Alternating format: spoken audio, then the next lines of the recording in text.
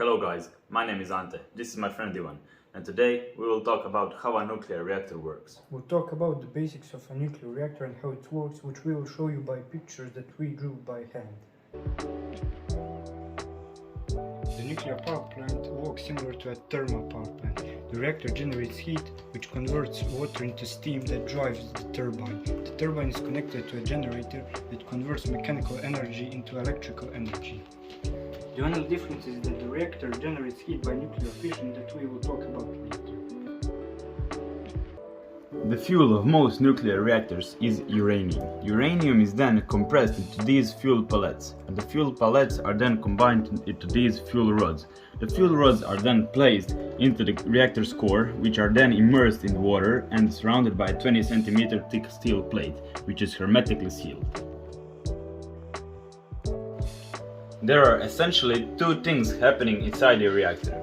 The reactivity that generates power either goes up or it goes down. All the operators do that work in the power plant is maintain balance.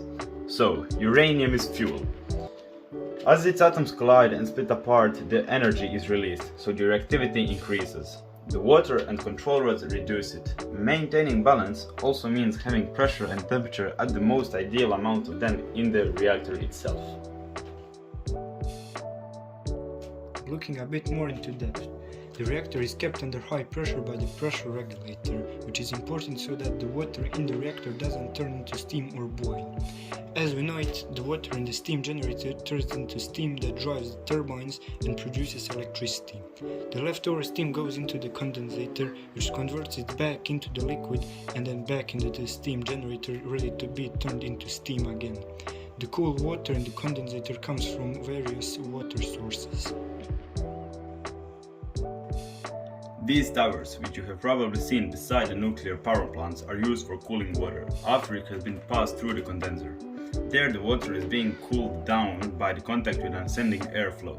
The majority of this water is collected at the bottom of the cooling tower and then returned to the condenser again. Nuclear power plants are by far one of the best energy sources. With low carbon emission they can produce a lot of energy. Now the bad side of them is that they are quite expensive to build, and although the chances of a nuclear accident are low if maintained properly, it can still happen, as we know from the examples in Chernobyl and Fukushima. It can cause a lot of damage to nature and people, so it's still a debate whether or not to prioritize nuclear energy. This was our idea for the video. We hope you'd like it.